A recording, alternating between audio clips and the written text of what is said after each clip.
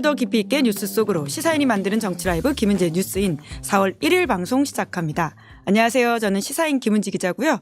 저희가 첫 번째 코너 들어가기 전에 잠깐 공지할 게 있는데요. 덕분에 3월 30일 공개 방송 잘 치렀습니다. 박수 한번 주세요. 네, 많은 분들이 와주셨는데요. 예, 또 이런 자리 있었으면 좋겠다고 말씀을 해주셔가지고요. 다음에 또 이런 자리 마련하도록 노력하겠습니다. 그러면 바로 첫 번째 코너 들어가 볼게요. 뉴스 리액션인데요. 쏟아지는 뉴스 진짜 많습니다. 여기 어떻게 반응하셔야 될지 알려드리는 시간입니다. 연기 기자 안녕하세요. 안녕하세요. 네, 3월 30일에 고생 많았습니다. 아, 네. 공개 방송 네. 네, 그리고 이제 신인규 변호사님 다음에 모실 수 있도록 저희가 노력하겠습니다. 꼭 좀 불러주십시오. 네, 월요일의 뉴스 리액터 신인규 변호사님 안녕하세요. 네, 안녕하세요. 신인규입니다. 네, 첫 번째 뉴스 키워드 들어가 보죠. 네, 총선 D-9 윤석열의 대국민 담화. 네, 오늘 오전 50분 넘게 대통령이 대국민 담화했습니다. 네, 오늘 담화는 전날 밤 10시 반쯤에 기자들에게 공지가 됐는데요. 어제 저녁에 대통령실에서도 담화 여부를 최종 결정했다고 합니다. 대통령실은 그동안 국무회의를 통해서 정부 입장을 몇 차례 설명했지만 메시지가 잘 전달이 안 됐기 때문에 그러니까 좀 소상히 설명해보자 이런 차원에서 담화를 한 거라고 하는데요. 윤석열 대통령의 대국민 담화는 지난해 11월 말에 부산 엑스포 유치를 실패한 뒤에 하고 약 4개월 만입니다. 오늘 또 기자들과의 질의응답은 없었고요. 윤석열 대통령이 준비된 원고를 51분간 그냥 읽는 방식으로 진행됐습니다. 담화 내용을 좀 소개해드리면요. 윤석열 대통령은 국민의 불편을 조속히 해소하지 못해 송구한 마음이다 라고 하면서 의대 증원의 필요성을 설명하고 정부가 이런 결정을 내리게 된 근거와 과정을 상세하게 설명하면서 기존의 입장을 재확인했습니다. 특히 2,000명 증원은 최소한의 증원 규모라고 재차 강조했는데요. 진료 현장을 이탈한 의료계 관계자들에 대해서는 국민의 생명을 인질로 잡고 불법 집단 행동을 벌인다면 국가는 법과 원칙에 따라 대응할 수밖에 없다. 집단 행동을 중단하고 돌아오라 이렇게 경고했고요. 그러니까 협상의 여지가 좀 저 개인적으로는 크게 읽히는 담화는 아니었습니다. 이전에 윤석열 정부가 좀 강행했던 정책들을 하나둘씩 언급하면서 그러니까 화물연대 업무 개시 명령, 건전재정 기조, 그리고 이른바 사교육 카르텔 협박 등 그러니까 추진 과정에서 반대에 부딪혔지만 정부가 밀어붙였기 때문에 긍정적인 결과를 얻었고 의료개혁도 마찬가지라고 했는데요. 의협에서는 담화에서 숫자에 대한 후퇴는 없었다고 생각한다라고 하면서 숫자를 논의의 대상으로 올리지 않는다면 협의할 이유가 없다고 입장을 밝혔습니다. 네, 저는 오늘 그 담화문에서 가장 인상 깊은 문장이 정치란 바로 문제를 해결하는 것입니다. 라고 대통령 스스로 말씀하신 부분이라고 생각했는데요. 참 여러 가지 생각이 들게 하죠. 신인규 변호사님 어떻게 보셨습니까? 저는 일단 오늘 윤석열 대통령 담화는 한마디로 표현하면 저는 대국민 선전포고다. 라고 저는 생각을 합니다. 그 이유는 여러 가지가 있는데요. 오늘 그 담화의 내용은 지금까지 문제되었던 의대 정원 증가 문제에 대해서 2,000명을 그냥 고수하겠다라는 내용인데 의사를 왜 늘려야 되는지에 대해서 자세하게 설명을 했거든요. 근데 사실 이것은 국민들 전체도 특히 의사들까지도 의사 수를 늘리자는 거에 대해서는 큰 이견은 없어요. 근데 다만 어느 폭으로 얼마만큼 증가시키고 어떤 단계를 거쳐서 의사결정을 하느냐 여기에 대해서 서로 논쟁이 있었던 건데 아무것도 해결되지 않은 채 대통령의 고집과 오기 독선 이것만 확인이 됐던 거거든요. 그래서 저는 사실 대통령이 그동안에 의사만 늘리면 해결이 된다. 과연 그럴까요? 그러니까 지금 지방의료의 소멸 문제나 필수의료라고 하는 내외산소, 내과, 외과, 산부인과, 소아청소년과가 이게 지금 복합적이고 종합적인 문제라서 사실은 수가부터 다 건드려야 되는 매우 어려운 문제인데 수만 늘리면 다 해결된다? 이거 매우 공허한 겁니다. 그래서 저는 참 이런 부분에 대해서는 대통령의 메시지가 너무 아쉽고요.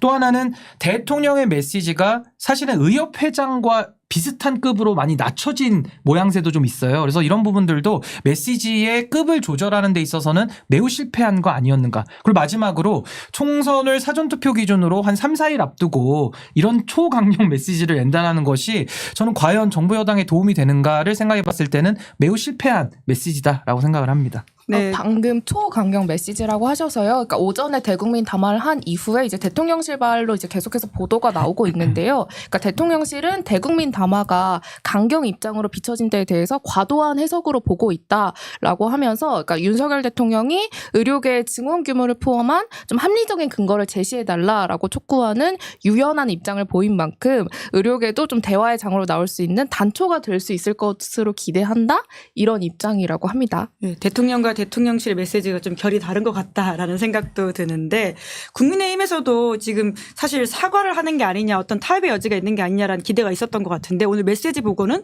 또 여러 가지 말이 나오고 있죠. 네, 한동훈 비대위원장은 오늘 대국민 담화 뒤에 있었던 유세에서, 그러니까 이 대통령이 대국민 담화와 좀 다른 주장을 내놓았습니다. 의대 증원이 숫자에 매몰될 문제가 아니라고 하면서 국민의힘은 증원 숫자를 포함해서 정부가 폭넓게 대화하고 협의해서 좀 결론을 내줄 것을 정부에 강력하게 요청하겠다고 했는데요. 그러니까 이 뒤에 국민의힘 내부에선 대통령 탈당 요구 두고 공방까지 벌어졌습니다. 서울 마포울에 출마한 함은경 후보는 오늘 담화가 세기의 경읽기라고 하면서 대통령에게 기대할 바가 없다, 국민의힘 당원직을 이탈하길 요청한다라고 했는데요.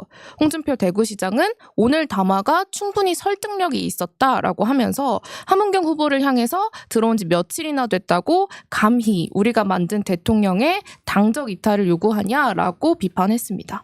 네, 홍준표 시장이 가장 강경한 메시지를 내고 있다라는 생각이 드는데, 그러니까 아무쪼록 말씀처럼 지금 대국민 담화가 총선 사전투표까지 생각하면 정말 코앞에 나왔다라는 거죠. 이게 어떤 영향을 미칠 거라고 보십니까? 근데 지금 뭐 대통령의 담화 자체가 저는 매우 큰 악재다라고 생각을 하고요. 정부 여당에게. 정부 여당에는 완전한 악재죠. 그리고 민주당은 아마 지금 다들 뭐 선거운동 접어도 될 정도다라고 생각할 만큼 매우 환호를 저는 속으로는 부르고 있을 것이다라는 생각이 들 정도로, 저는 이제 국민의힘이 과연 몇 석을 얻을 것이냐라는 지금 갑론을박이 많은데, 뭐 범야권 200석 이야기 나오고 있지 않습니까? 저는 거의 이것이 이제 현실화될 수 있는 그 배경을 지금 대통령이 만들었다라고 생각이 들고요. 지금 뭐 오늘 뭐 함은경 후보 같은 경우는 뭐 대통령 탈당을 요구하고, 또 어제 같은 경우는 조혜진 의원, 이제 삼선 의원이시고 중진이신데 이분도 상당히 그 센 수준의 메시지를 내고 있거든요. 근데 여기에 대해서도 국민 여러분들께서 뭔가 지금 정부 여당이 달라지고 있구나, 뭔가 표를 줘야겠구나라고 그 진정성에 반응하는 것이 아니라, 아니 그동안은 정부가 잘못될 때 뭘 하다가 이제 와가지고 사과하는 메시지를 내느냐, 여기에 대해서 저는 진정성보다는 뭔가 선거용 아니냐라는 판단이 좀 지배적일 거기 때문에 저는 지금 정부 여당에게는 이건 굉장한 악재로서 계속 작용할 것이다 라고 저는 판단을 합니다. 네, 말씀 주신 부분이 두 번째 뉴스 키워드랑 좀 연관되는 것 같은데요. 볼까요? 네, 국민의힘 읍소 전략. 네, 말씀처럼 읍소, 그러니까 무릎 좀 꿇어달라라는 네. 요구까지 나왔다는 거죠. 네, 아까 말씀해 주신 것처럼 지역구로 옮겨서 경남 김해을에 출마한 삼선의 조혜진 의원은 어제 윤석열 대통령에게 공개적으로 사과를 요구했습니다. 국민의힘 후보 중에서는 처음인데요. 조혜진 의원은 이대로 가면 국민의힘이 참패하고 대한민국은 망한다, 살 길은 윤석열 대통령이 무릎을 꿇는 것이다 라고 하면서 대통령실과 내각이 총사퇴하고 총선에서 패배하면 모든 국민의힘 당선자가 임기 시작과 동시에 의원직을 총사퇴할 것을 선언해야 한다고 했습니다. 한동훈 비대위원장을 비롯해서 국민의힘 수도권 후보들도 주말 동안 반성한다, 달라지겠다라면서 이른바 읍소 모드를 일관했는데요. 한동훈 위원장은 오늘 또 정부 여당이 부족한 점을 본인에게 이야기하면 책임지고 목숨 걸고 해결하겠다라고 했는데요. 이제 그 우리 정부가, 그러니까 한동훈 위원장이 표현하기에 우리 정부가 눈높이에 부족했다는 걸 인정하면서도 그 책임이 저한테는 있지 않느냐, 이런 식으로 이야기하기도 했습니다. 있지는 않지 않느냐. 네, 예. 그 책임이 저한테 있진 않지 않냐. 예. 네. 없다는 얘기죠. 김은혜 전 홍보수석은 그러니까 국민의힘이 이 부분에 대해서 반성한다라고 했고요. 나경원 후보 같은 경우에도 국민의힘이 한참 많이 부족했다라고 하면서 제2의 이종섭 대사 사태는 국민의힘이 앞장서서 맡겠다, 이렇게 이야기했습니다. 네, 그러니까 한동훈 위원장 메시지가 굉장히 눈에 띄네요. 그러니까 본인이 책임이 없다라는 취지의 메시지인 건데, 그러니까 다들 지금 이제 정부 여당과 거리를 두는 모습, 정부와는 거리를 두는 모습이네요. 근데 저는 사실 뭐 거리를 두거나 뭐 사과를 촉구하거나, 저는 이 정도 가지고는 국민들께서 변화하겠다 내지는 그 가능성을 예단하기는 매우 부족하다. 그럼 지금 한동훈 위원장은 뭘 해야 되냐면요, 오늘 윤석열 대통령 담화를 보니까 국민의 생명에 대해서 상당히 강조를 많이 하셨거든요. 국민의 생명이 침해된 가장 대표적인 사건이 뭡니까? 이태원 참사 아니겠어요? 그러면은 그렇게 생명을 중시하시는 분이면은 그 많은 분들이 돌아가신 사건에 대해서 유가족들부터 먼저 찾아가야죠. 근데 그걸 안 하기 때문에 진정성을 의심받을 수밖에 없다라는 것이고, 또 최수근 상병 사건도 마찬가지죠. 안타까운 희생 사건에 대해서 국기문란까지 이어지는 이 전 과정들에 대해서 국민들이 이제 분노하시는 거기 때문에 이종섭 대사 사퇴한 거는 사필 규정이지 그 이상 이하도 아니다라는 판단이고요. 무엇보다도 대통령 측근들, 그러니까 배우자나 가족들과 관련된 양평고속도로 논란이나 명품백 사건, 주가조작 사건에 대해 가지고 특검을 받아야 되는 거죠. 그러니까 여기에 대한 태도 변화 없이 그냥 우리가 사과하고 앞으로 잘하겠다 말만 뻔지르르 해가지고는 국민들이 더 이상 믿을 수 있을까요? 그러니까 믿을 수가 없기 때문에 저는 지금 뭐 아무리 한동훈 위원장이 본인의 책임이 없다부터 해가지고 뭐 앞으로 잘하겠습니다 믿어주세요 얘기를 해도 이게 종교적 신념으로 믿음이 가지 않는 한은 믿어줄 수가 없는 겁니다. 근데 한동훈 위원장이 좀 책임이 없다고 하기에는 윤석열 정부의 초대 법무부 장관이기도 했는데 좀 그 인사정보관리단을 운영을 하셨기 때문에 그 윤석열 정부의 잘못된 인사 여기에 대한 비판도 굉장히 목소리가 높거든요. 거기에 대해서 주된 책임이 있는 분이고요. 그리고 집권 여당에 뭐 언제 왔든 그게 중요한 게 아니라 지금 현직이기 때문에 모든 책임을 무한 책임으로서 한동훈 위원장이 부담할 수밖에 없다. 만약에 그 사실을 모르고 왔다라고 하면은 본인의 무지함을 자백하는 거거든요. 그래서 저는 한동훈 위원장이 어떤 말로 국민들 앞에 책임 회피성 태도를 보인다고 하더라도 이미 이 총선은 한동훈 위원장 얼굴로 치르는 선거기 때문에 책임을 피할 길은 없다라고 저는 생각을 합니다. 그 지금 메시지는 결국은 이제 이 총선 이후에 당권 경쟁을 염두에 두고 하는 말이라고 이해해야 될까요, 그러면? 뭐 아무래도 그런 측면도 없지 않아 있죠. 한동훈 위원장이 뭐 만만하게 보지 말아라. 본인은 이제 총선 이후에도 정치 활동을 할 것처럼 이야기는 하고 있기 때문에 아마 그 이후도 생각을 하는 것 같은데요. 아무래도 국민의힘이 이번에 총선 이후에 대참패가 지금 예견되고 있는 그 중론이기 때문에 아마 국민의힘이 총선 패배를 하게 되면은 한동훈 위원장의 공간은 매우 줄어들 것이다. 저는 정치를 본인이 더 하고 싶더라도 정치를 못하게 될 가능성도 매우 높다. 저 그렇게 생각합니다. 네, 그러다 보니까 오늘 홍준표 시장도 자기 페이스북에 여러 메시지를 낸 게 좀 눈에 띄긴 하던데요. 특히나 이제 대통령과 선거한 사람에 대해서는 오히려 뭐라고 하고 있습니다. 대통령 덕에 국회의원 거저먹겠다고 설칠 때가 불과 몇 달 전인데 이제 와서 벼락치기 선거 안 되니 그게 대통령 탓이냐. 이렇게 말을 하던데요. 이건 그럼 좀 어떻게 평가하세요? 근데 이제 홍준표 시장님의 메시지는 물론 옳은 말씀도 많이 있는데 보통은 한동훈 위원장과 반대되는 메시지를 많이 내면서 지금 현재 대구시장 아니겠습니까? 대구시정보다는 중앙정치에 조금 더 많은 관심들을 보이고 있어서 저는 매우 좀 부적절하다라는 입장을 늘 가지고 있고요. 아무래도 홍준표 시장은 지금 시장 이후에 대권에 도전할 것이 명백해 보이기 때문에 잠재적인 대권 주자로 유력히 검토되는 한동훈 위원장을 지속적으로 견제해야 되는 그런 입장 아니겠는가라는 생각이 좀 듭니다. 네, 와중에 신바맨이 신인규 변호사님한테 이거 물어봐달라고 하시는데요. 대통령실은 참모들이 문제다. 그런가? 신인규한테 물어봐달라고 하십니다. 근데 이제 그 옛말이 거의 틀린 게 없죠. 저는 유유상종이다라는 말을 자주 쓰는데 뭐 대통령의 참모들이 문제다. 뭐 문제 있는 대통령이면 문제 있는 참모가 옆에 있는 거 아니겠는가라는 생각이 들어서 저는 남 탓하는 거 상당히 좀 비겁하고 저는 모든 책임은 대통령이 져야 된다. 그게 떳떳한 거 아니겠는가. 그리고 대통령께서도 참모 뒤에 숨지 않겠다. 몇 번이고 후보 시절에 공언을 했기 때문에 전 윤석열 대통령의 책임이다. 저는 이렇게 생각합니다. 네, 세 번째 뉴스 들어가 보죠. 네, 양문석 편법 대출 논란 확산. 네, 양문석 더불어민주당 후보 논란이 선거 막판에 민주당 악재로 떠오르고 있습니다. 네, 총선을 9일 앞두고 양문석 민주당 경기 안산갑 후보의 편법 대출 의혹이 민주당 최대 악재로 떠올랐습니다. 양문석 후보가 새마을금고 측의 제안이었다. 편법인 줄 알면서도 업계의 관행이라는 말에 경계심을 무너뜨렸다. 우리 가족의 대출로 사기당한 피해자가 아니냐 이렇게 해명한 게 좀 오히려 불을 지핀 모양새인데요. 오늘 국민의힘은 양문석 후보를 사기 혐의로 대검찰청에 고발했습니다. 민주당 지도부는 일단 후보가 대응할 문제라고 하면서 무대응 방침을 밝혔는데요. 그럼에도 민주당 내부에선 양문석 후보 건이 좀 선거 전체에 영향을 끼치진 않을지 좀 예의주시하고 있는 상황입니다. 이재명 대표는 어제 자신의 지역구인 계양을 유세해서 양문석 후보를 특정하진 않았지만 뭐 최근 공영훈, 양부남 후보처럼 그러니까 민주당 후보들을 향한 비판이 나오는 것을 두고 형평성을 문제 삼았습니다. 그러니까 물론 문제가 전혀 없다고는 할 수 없다라고 하면서도 침소봉대해서 전혀 다른 잣대로 일방적으로 몰매를 때리고 권력을 행사해서 이제 민주당을 억압한다 이렇게 주장했습니다. 네, 이은기 기자가 어제 현장 갔다 오면서 직접 들었던 이야기들이라고 알고 있는데요. 자, 신인규 변호사님, 양문석 후보가 지금 이제 피해자가 없다라는 논리를 가지고 왔는데요. 좀 어떻게 보세요? 법조인이시잖아요. 근데 저는 사실 양문석 후보의 이 논란은 물론 사실관계가 좀 더 확정이 돼야 되고 뭐 이제 고소고발이 들어가니까 이제 사법적 처리가 될 텐데요. 기사에 나온 내용만 놓고 본다면은 피해자가 왜 없습니까? 국민 전체의 다수가 피해자인 것이고 또 사기라는 것이 그 피해가 금융기관을 속인 게 될 수도 있는 거고 피해자가 없다라는 이 해명은 저는 오히려 국민들의 공분을 더 그 불난집에 기름 붓는 해명이었다. 이런 생각이 들고요.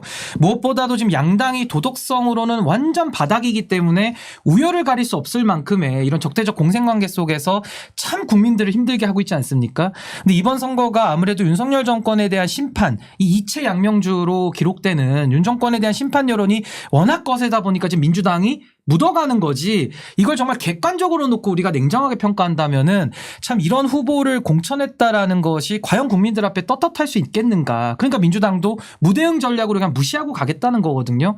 저는 정치의 본령을 우리가 생각한다면은 이렇게 정치를 해가지고는 한국 정치가 단 한 발도 앞으로 나아갈 수 없다라는 생각이 좀 듭니다. 네, 다른 후보 소식도 있죠. 네, 오늘 국민의힘은 양문석 후보에 이어서 내일 박은적 조국혁신당 후보도 그러니까 범죄 수익 은닉 규제 및 처벌 등에 관한 법률 위반 혐의로 검찰에 고발할 예정입니다.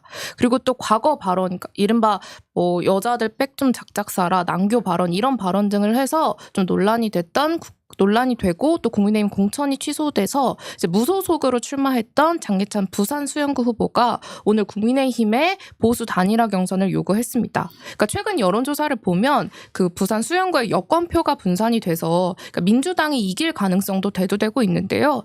정현우 국민의힘 후보는 무자격 판정자의 보수파리, 감성파리라고 하면서 우선 단일화 제안을 거절했습니다. 네, 장예찬 후보가 단일화 경선 요구한 건 그만큼 선거가 어렵다라는 뜻으로 봐야 되는 건가요? 근데 원래 이제 수영구, 부산 수영구기 때문에 국민의힘이 정상적으로만 공천했다 그러면 당연히 되는 자리고요. 뭐 기존의 의원도 그 전복민 의원이었기 때문에 국민의힘 자리인데 지금 표가 갈라지지 않습니까? 한쪽은 그러니까 장예찬 후보 쪽은 윤석열 대통령 그리고 정현우 후보는 또 한동훈 위원장 이렇게 해서 약간의 대리전식으로 치러지기 때문에 표가 분산되는 건 당연한 것이고 이제 여기서는 원래 국민의힘이 이길 수 있는 자리에 민주당이 좀 어부지리를 하는 거 아니냐 이런 우려와 걱정이 많은 것으로 알고 있습니다. 네, 부산 판세도 굉장히 여러모로 이제 판도가 요동친다 이런 얘기가 있던데요. 네, 오늘 좀 재밌는 게 오늘 한동훈 위원장이 부산을 돌면서 유세를 하고 있는데요. 이 장해찬 후보가 출마한 부산 수영구의 지지원 유세만 좀 빼놓고 돌고 있습니다. 아, 그럼 빼놨어요. 네, 부산 판세는 아마 저희가 2부에서 더 자세하게 박지훈 변호사, 장윤선 기자와 이야기해 볼 것으로 보이고요. 그리고는 이제 마지막으로 그러면 신인기 변호사님한테 이제 이번 주에 사전투표 시작하거든요. 그리고 다음 주에 저희가 뵙기 전에 한번 이제 투표 있기 전에 한번 뵙는 건데 투표를 어느 정도로 예상하세요? 저는 원래 기존에 2020년도 21대 총선의 사전투표율이 26%로 기록이 됐는데요. 저는 올해의 사전투표율은 조금 더 올라가지 않을까. 그래서 저는 30% 정도를 돌파할 네. 것으로 예상을 하고요. 사전투표율이 높으면 저는 본투표도 영향을 줘서 더 높게 투표율이 형성될 것이다. 이렇게 생각이 들고 투표율이 높다는 얘기는 아무래도 현 정권에 대한 분노로 인해서 심판하겠다라는 의지가 큰 거거든요. 그래서 아무래도 정부 여당 윤석열 대통령에게는 더 안 좋은 시그널이다라고 저는 생각을 합니다. 2020년보다 높다 이렇게 보시는 거네요. 그러니까 의외로 이제 정치판을 바라볼 때 이제 국민들께서 인상이 써지기 때문에 오히려 더 외면하고 안 가실 것 같기는 한데 의외로 또 분노 투표의 효과가 매우 크기 때문에 전 투표율이 좀 올라갈 것이다라고 좀 예상을 하고 있습니다. 네, 다음 주에 저희가 마지막 본투표 전에 신인규 변호사님 뵙고 한 번 더 짚어보도록 하겠습니다. 그럼 4월 2일 뉴스 리액션 여기까지 살펴보겠습니다. 두 분 수고 많으셨습니다. 고맙습니다. 네, 감사합니다. 네, 잠시 후 박지훈 변호사와 장윤선 기자와 함께하는 당선 레이더 시작됩니다. 기다리시는 동안 구독, 좋아요, 알림 설정 부탁드리겠습니다. 고맙습니다. 믿을 수 있다. 더 착한 보험. 우리 가족